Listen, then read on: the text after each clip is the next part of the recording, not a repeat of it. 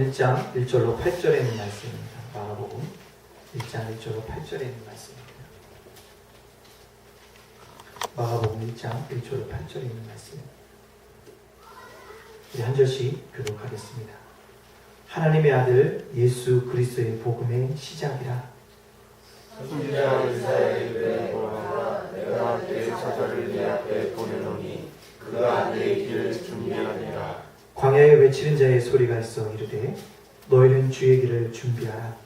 그의 오실 길을 곱게 하라. 기록된 것과 같이 주의 여왕이 광야에 이르러 주의 사함을 받게 하는 회개의 세례를 전파하니 온 유다 지방과 예루살렘 사람이 다 나아가 자기 죄를 자복하고 요단강에서 그에게 세례를 받더라. 요한은 낙타털 옷을 입고 그의 가죽줄을 끼고 메뚜기와 석청을 먹더라. 그가 전파하여 이르되 나보다 능력 많으신 이가 내 뒤에 오시나니 나는 굽혀 그의 신발끈을 풀기도 감당하지 못하겠노라. 나는 너희에게 물로 세례를 베푸리라. 그는 너희에게 성령으로 세례를 베푸시리라. 아멘. 오늘 마가복음 1장 1절부터 8절에 있는 말씀을 주고 복음의 증인이라는 말씀으로 말씀을 증거하려고 합니다. 우리 이렇게 앞뒤 옆 사람과 인사해 보겠습니다. 오늘은 내 삶의 최고의 축복의 날입니다. 라고요. 시작. 오늘은 내 삶의 최고 축복의 날입니다. 아멘.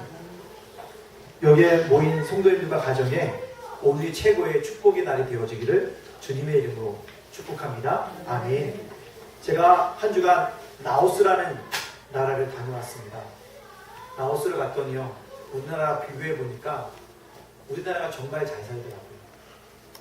그 라오스의 부자의 기준이 뭐냐 물었더니 냉장고가 있느냐 없느냐가 부자의 기준이 돼요. 냉장고가 없더라고요. 근데 열대 과일이 굉장히 풍성한데요, 자르면 쉽게 상해요. 가보니까요, 대접을 했는데 하루 전에 따서 자기가 먹다 남은 걸로 줬는데 보니까 상했어요. 제가 볼 때 냉장고가 없으니까 상했어요. 근데도 잘라주기에 제가 어떻게 했을까요? 수박을 열심히 먹고 왔습니다.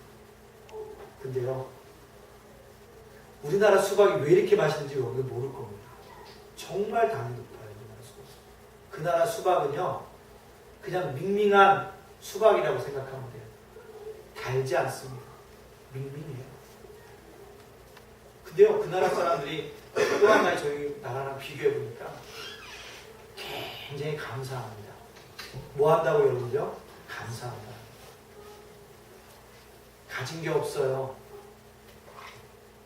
물었더니 1년에 1달러도 벌지 못하는 사람들이 전 국민의 98%랍니다.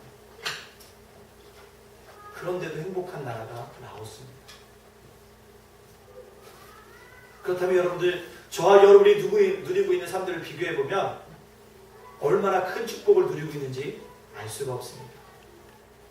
우리 이것을 꼭 깨닫고 오늘 나에게, 하나님이 나에게 허락하여 주신 최고의 축복의 날이다 라는 믿음으로 살아가면 우리 오늘날이 최고의 축복의 날이 되어줄 줄로 믿습니다. 아멘. 그러한 축복들을 받아 누리시는 저와 여러분이 되어지기를 간절히 바랍니다. 보면서 그동안 불평했던 거, 불만했던 거 참 많이 얘기하고 왔어요. 참 많이 얘기하고 왔습니다. 우리가 감사할 것이 너무나도 많다는 사실들을 깨달으면서 오늘 나에게 주신 최고의 축복의 날이라는 것을 깨닫고 살아가기를 바랍니다. 음악의 천재로 불리는 모차르트에 대한 이야기입니다. 그가 비록 35세 생을 마감했지만 많은 훌륭한 작품을 남겼습니다. 근데 당시에 그의 작품을 인정했던 수많은 사람들이 그의 음악을 배우기 위해서 몰려들었습니다. 근데 사람들이 자신에게 음악을 배우러 몰려올 때마다 모차르트가 묻는 질문이 있었다고 합니다. 뭐라고요? 당신은 음악을 배운 적이 있습니까? 어느 날도 모차르트 음악을 배우기 위해서 어떤 사람이 왔습니다. 그래서 모차르트가 물었다는 겁니다. 뭐라고요? 당신은 음악을 배운 적이 있나요? 그랬더니 그가 얘기합니다. 아, 제가요, 피아노는요 몇 년 쳤고요, 바이올린은 제가 몇 년 쳤습니다 라고 얘기를 했던 겁니다. 그때 모차르트가 고개를 끄덕이면서 수업료의 2배를 내라고 얘기했다고 합니다.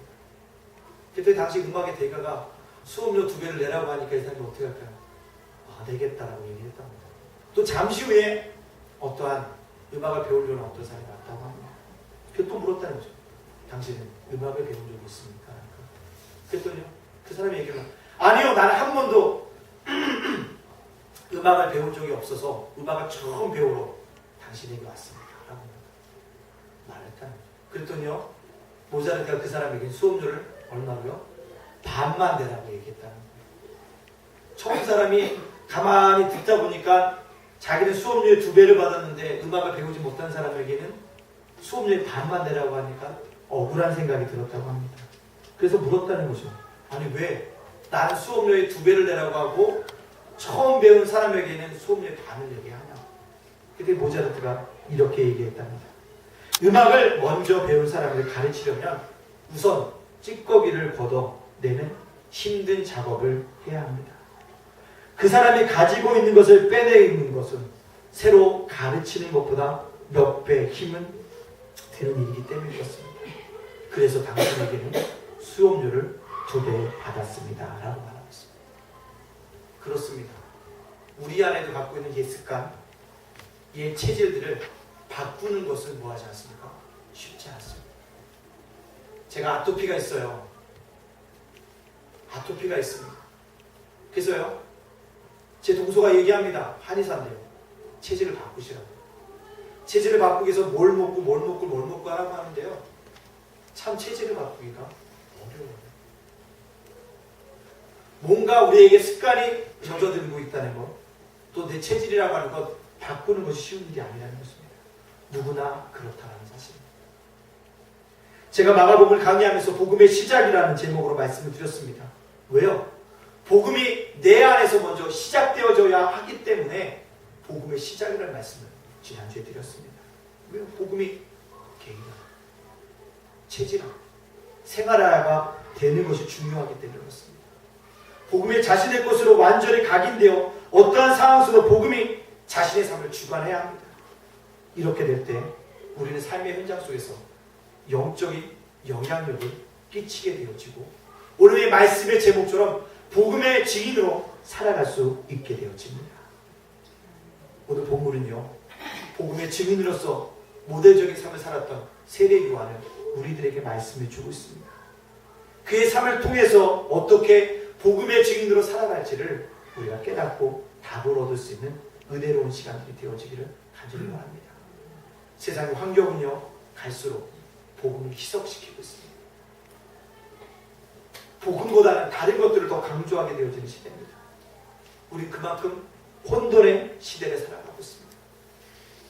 영적인 혼돈의 시대를 지금 우리가 살아가고 있다는 사실입니다.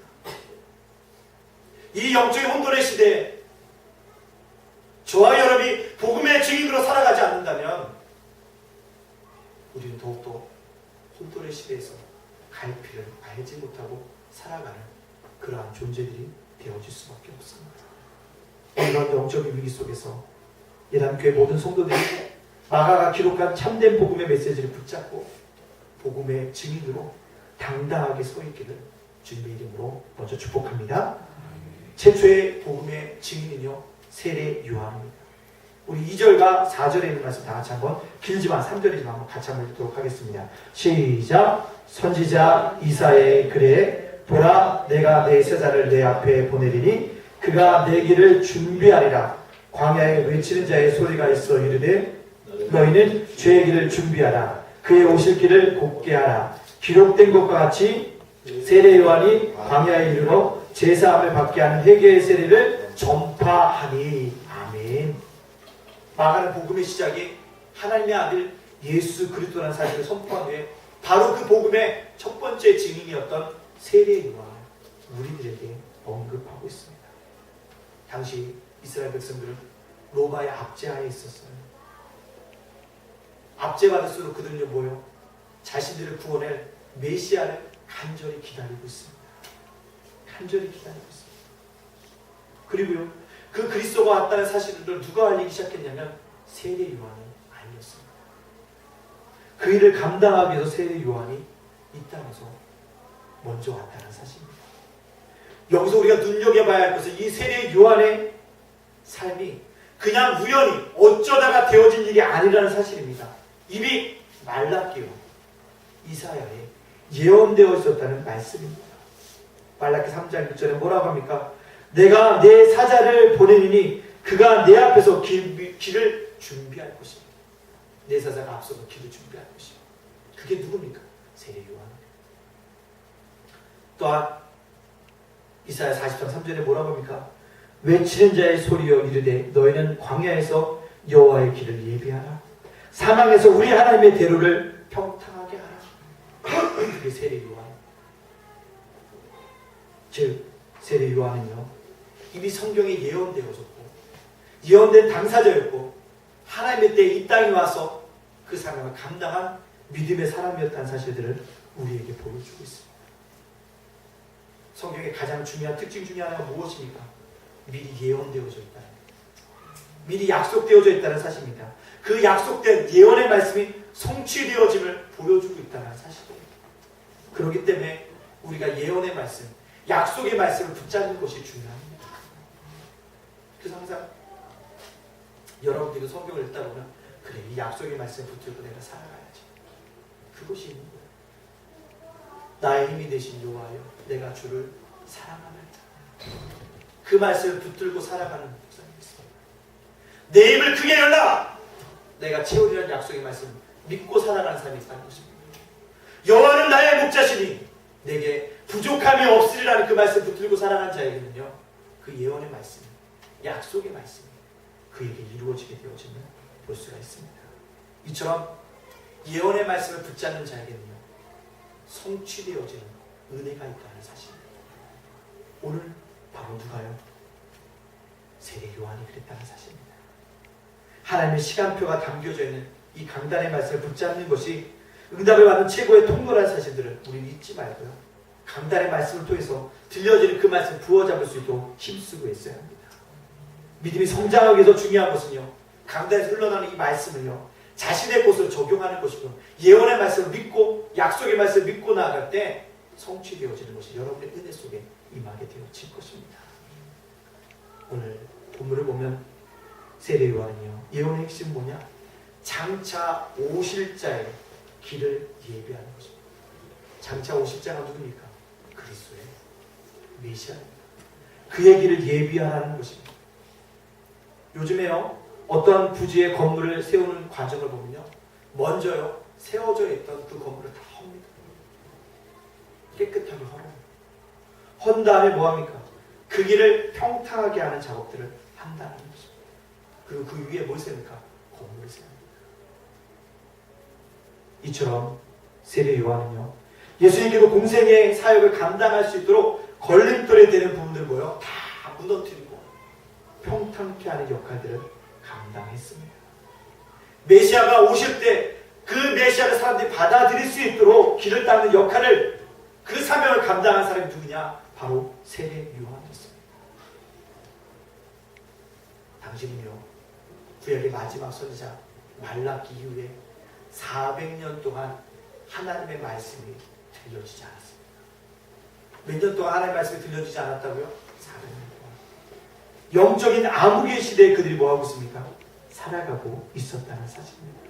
한마디로 영적인 무감각한 상태에 빠져있던 이스라엘 백성들에게 메시아가 오심을 선포하기 시작함으로 말미암아 이스라엘 백성들을 깨우는 그런 역할을 감당한 사람이 누구냐? 바로 세례 요한이었습니다. 그래서 세례 요한은 그 예수님에 대해서 두 가지의 선포를 강력하게 하고 있다는 사실입니다. 첫 번째, 뭐에 대한 선포입니까? 죄에 대한 회개. 죄에 대한 회개. 죄를 회개하라는 것입니다. 제3을 위해서 물의 세례를 받으라고 외치고 있습니다. 두 번째는 무엇입니까? 내가 회개에 대한 물세례를 주지만 이 물세례는 뭐합니다? 완전한 것입니다. 이 땅에 오신 메시아를 통해서 뭘 만나냐? 성령 세례를 받아야지만 비로소 뭐 할 수 있다? 믿음의 사람으로 거듭날 수 있다는 사실을 선포하고 있다는 사실입니다. 무엇입니까? 세례 요한의 사명. 물의 세례를 통해서 죄에 대해서 사람들에게 깨닫게 해주는 것이고요. 두 번째는 예수님과 사람들을 연결시키는 일을 감당하는 사람입니다. 세례 요한. 그래서 그가 뭐라고 얘기합니까? 7절과 8절 말씀 우리가 그가 어떤 고백을 하는지 한번 들어볼까요? 우리 7절과 8절 말씀 다 같이 우리 화면에 있습니다. 화면에 있는 우리 한번 같이 한 목소리로 듣도록 하겠습니다. 시작. 그가 전파하여 이르되 나보다 능력 많으신 이가 내게 오시나니 나는 굽혀 그의 신발끈을 풀기도 감당하지 못하겠노라. 나는 너에게 물로 세례를 베풀었거니와 그는 너에게 성령으로 세례를 베푸시리라. 아멘. 지금까지 자기는 물로 회개의 세례를 주었지만 앞으로 오실 예수 그리스도는 성령을 통해 세례를 너희들이 받아야 한다는 사실들을 전하고 있습니다. 단순히 재회개로서 죄를 깨닫게 해주는 것으로 세례 요한의 사명이 끝난 것이 아니라 누구께 연결시키고 있습니까? 예수 그리스도께 사람들을 연결시키고 있습니다. 우리가 영적 기도를 통해서 하나님의 자녀가 되는데 두 가지가 중요합니다. 뭘? 내가 죄인이라는 것. 내가 죄가 많다는 것을 고백해야 합니다. 또 하나는요. 영적 기도에는 내가 죄를 회개한 후에 내 인생의 주의를 누구로? 예수 그리스도로 모셔드렸다는 것을 고백하는 것이 영적 기도인 것입니다. 세례 요한이요. 이 복음된 증인의 삶을 살아가기 위해서 이 사실을 정확하게 백성들에게 선포했다라는 사실입니다. 사랑하는 성도 여러분들, 이 시대는 죄에 대해서 무감각한 시대입니다. 죄라는 말이 강단에서 꺼내면 사람들이 거부감을 느낍니다.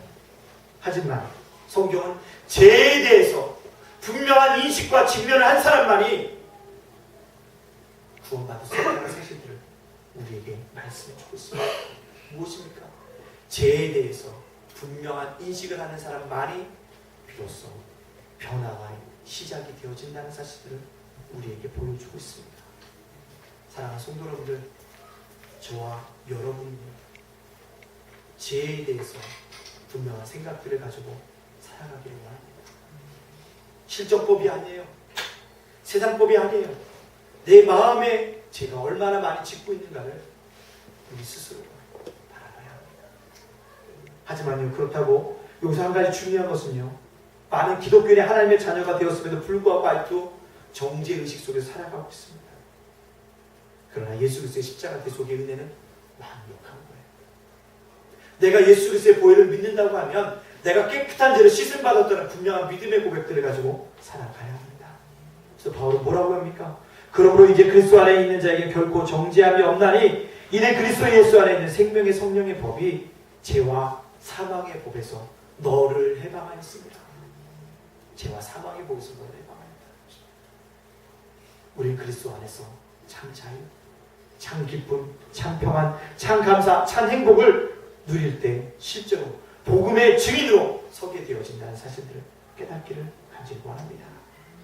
이 함께 가족 모든 여러분들이 이제 복음 안에 감추었던 놀라운 축복을 누리며 현장의 변화의 주역으로 서게 되기를 간절히 소원합니다. 그렇다면 두 번째, 세례 요한을 봤다면 우리가 어떻게 살아가야 하는 것입니다. 이 시대에 우리는 세례 요한처럼 복음의 증인된 삶들을 살아가야 합니다. 세례 요한의 사명은 주의 길을 준비하는 그 사명을 감당했습니다. 누구보다도 그 사명을 잘 인식하고 그 사명을 완전하게 이 땅 속에서 실행한 사람이 누구냐? 세례 요한이었습니다. 당시 사회적인 분위기로 볼 때는요, 예수님보다도 세례 요한의 인기가 엄청났습니다. 엄청났습니다. 그런데도 불구하고 그는 뭐라고 얘기합니까? 자신을 감추고요, 오직 예수 그리스도만 드러내기 원하고 있습니다. 앞으로 장차 오시는 그 예수님에 대해서 가긴 얘기합니다. 나는 신발끈을 뭐하고요? 감당하지 못할 사람이라고 얘기합니다. 신발끈을 풀기도 감당하지 못할 사람이라고 얘기한다는 것입니다. 세례 요한은 자신을 철저히 숨기고 예수 그리스도만 드러내는 삶을 살았다는 사실이에요. 성경학자는 얘기합니다. 당시 세례 요한에게 세례받은 사람 숫자가 얼마일까? 좋기 30만 명은 된다고 합니다. 엄청난 거예요. 그 수많은 사람이 세례 요한을 받고 세례를 받았다. 자기는 충분히 드러낼 수 있음에도 불구하고 드러내지 않았다는 사실인 것입니다. 그렇다면 우리가 복음의 증인의 삶을 살아간다는 이유는 뭐냐면 나를 감추고 예수 그리스도를 드러내야 합니다. 나를 감추고 예수를 드러내야 합니다. 그것입니다. 저는 이번 주 수요일 날 선거가 있습니다. 선거철만 돌아오면 국회의원들은 되기 위해서요. 다 지나가는데요. 뭐합니까? 무릎 꿇고 저한테 큰절합니다. 그죠? 큰절합니다. 성대역 사거리 가봐도요.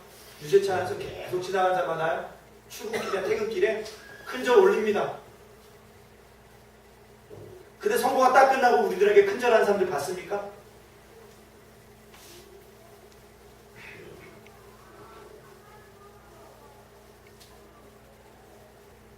선거가 되기 전에는, 선거가 시작되기 전에는 스스로 자기를 낮추는 모습을 보여줍니다. 그러나 선거가 끝나면 자기를 높인다는 사실이에요. 근데 세례요한은 그런 삶을 살지 않았다는 것입니다. 삶의 현장 속에서 늘 뭐했다는 거예요? 자기를 감추고 예수 그리스도 드러냈다는 것입니다.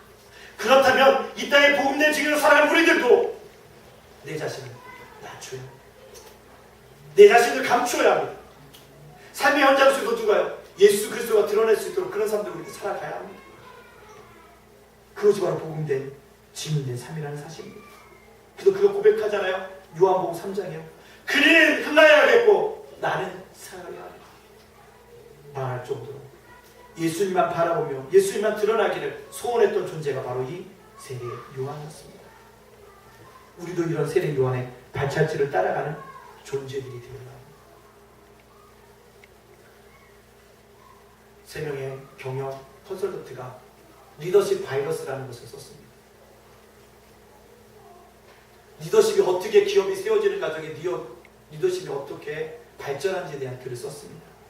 근데요, 많은 경영자들이 초심에는 겸손한 경영을 하는데 나중에는 리더십 바이러스에 다 걸려든다는 거예요. 그래서 리더십 바이러스가 뭐냐 했더니 쉽게 말하면 목에 힘이 들어가는 거예요. 목에 힘이 들어가는 거예요.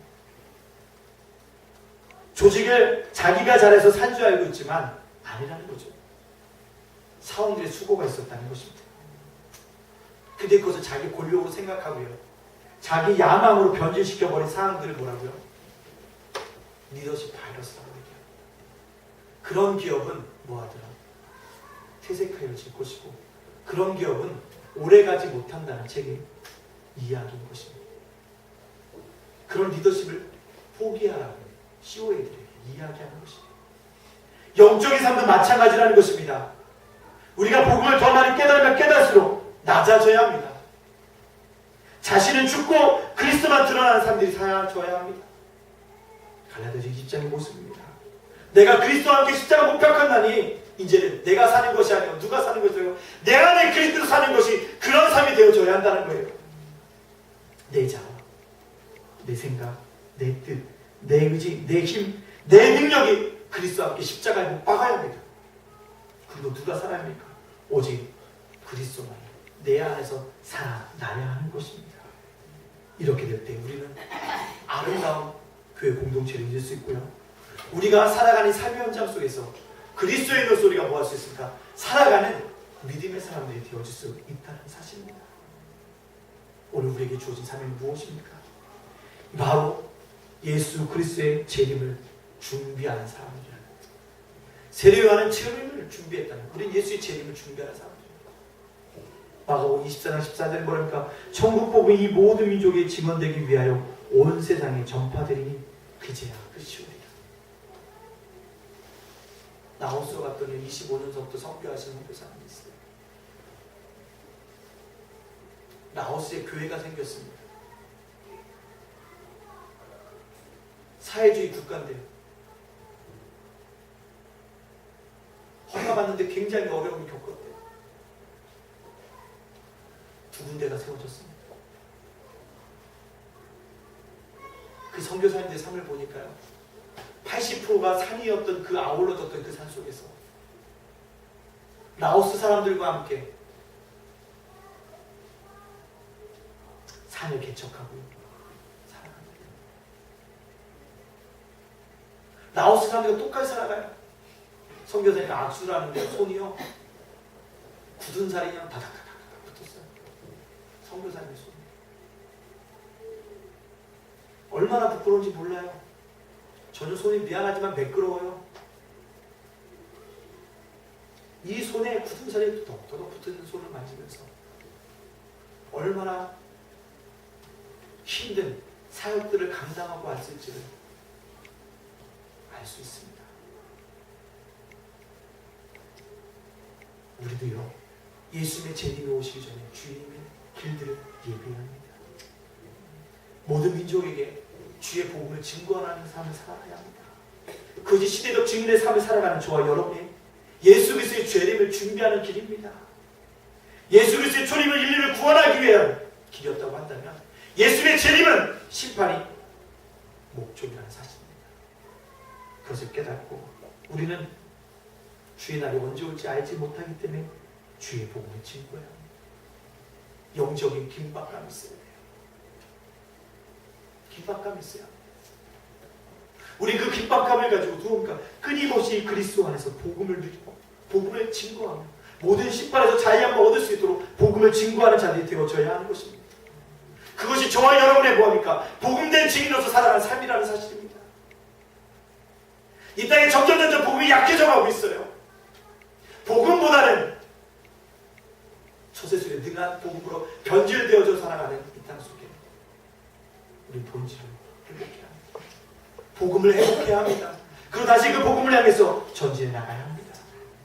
이 함께 모든 가족 여러분들, 오늘 말씀을 통해서 예수 그리스도를 증거하는 영적인 세례요한의 삶들을 우리가 살아가기를 간절히 원합니다. 그리고 하나님 나라를 확장시켜 나가는 그런 믿음의 사람들이 되어져야 합니다. 한 성경학자가 이런 얘기합니다.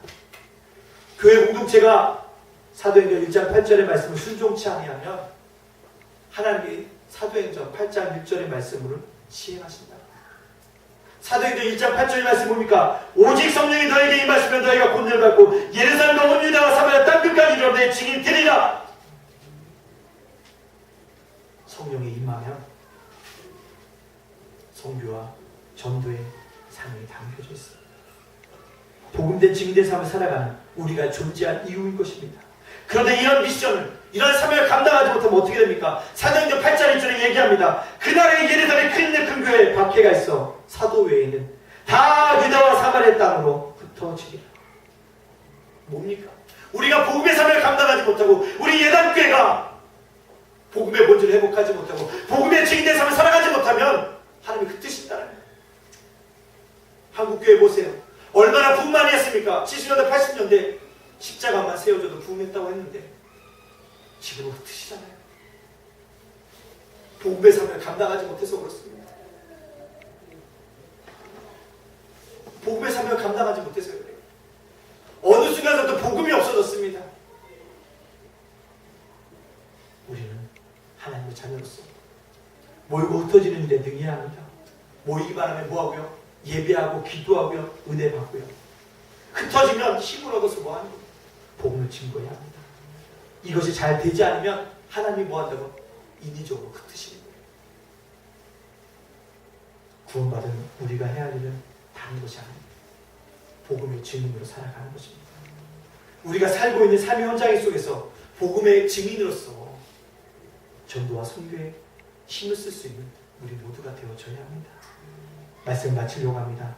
이단교회 모든 성도 여러분들, 아니 가족 여러분들, 오늘 말씀 받고 그 말씀의 열매를 삶의 현장에서 거두는 영적 균형이 있는 신앙생활들을 감당하길 원합니다. 그래서 생명 구원의 복을 체험하고요, 복음 경제의 복을 체험하게 되고, 그래서 복음의 증인된 삶으로 살아갈 수 있는 저와 여러분의 삶이 되어주시기를 주님의 이름으로 축복합니다. 아멘. 이 시간에 함께 기도하려고 합니다. 주님, 복음의 증인으로서 살아갈 수 있도록 나의 삶을 주장하여 주시옵소서라고 기도하여 주시기 원합니다. 그러기 위해서는 나는 죽고 그리스도가 살게 하여 주시옵소서. 내 생각, 내 자원, 내 뜻, 내 의지가 아닌 오직 하나님의 분, 주님의 십자가, 주님의 대속의 은혜만 드러날 수 있도록 나의 삶을 그렇게 병쾌하여 주시옵소서. 복음이 어두워져가는 시대에 복음의 빛을 발할 수 있는 귀한 믿음의 사람이 되어 주시옵소서. 그런 복음의 증인된 삶을 살아갈 때 하나님 내 인생 책임져 주세요. 아까 우리 기도하셨던 집사님, 우리 가정에 모두 책임져 달라고, 경제도 책임져 달라는 말이 참 오늘 은혜를 받았습니다. 오늘 그 기도를 꼭 하시기 바랍니다. 주님, 내가 복음된 죄인 삶을 감당할 때 내 삶도 하나님께 책임져 주시옵소서라고 이전에 그거를 위해서, 이전에 간절하게 주님 앞에 두 가지를 위해서 저에 기도하며 담대 나가도록 하겠습니다. 함께 간단한 기도를 올리도록 하겠습니다. 사랑하는 하나님, 복사하신 하나님 감사합니다. 우리가 세례연처럼 복음된 삶을 살아갈 수 있도록 역사하여 주시옵소서. 우리가 복음된 삶을 살아갈 수 있도록 역사하여 주시옵소서. 복음된 삶이 필요합니다. 성필과 전도하는 의미에서 믿으니까 세례연처 예수의 제자를 오시기 전에 끝까지 복음을 기도하며 하나님 복음을 가라앉아 삶을 살아갈 수 있도록 우리 삶을 주장하여